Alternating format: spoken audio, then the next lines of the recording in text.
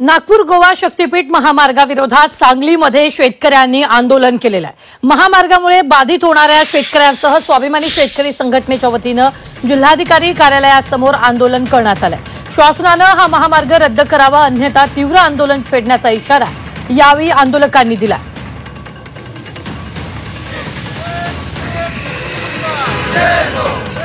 शक्तीपीठ बाधित शेतकऱ्यांचे धरणे आंदोलन आम्ही आयोजित केलेलं आहे। खरं तर मी एक बाधित शेतकरी आहे।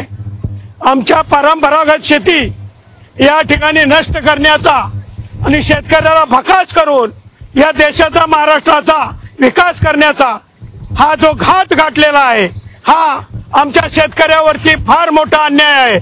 आमच्या पिढीजात शेती उद्ध्वस्त होणार आहे, आमचा शेतकरी उद्ध्वस्त होणार आहे, भावी पिढी आमची रस्त्यावरती फिरायला लागेल। तरी हा शक्तीपीठ महामार्ग हा रद्द झालाच पाहिजे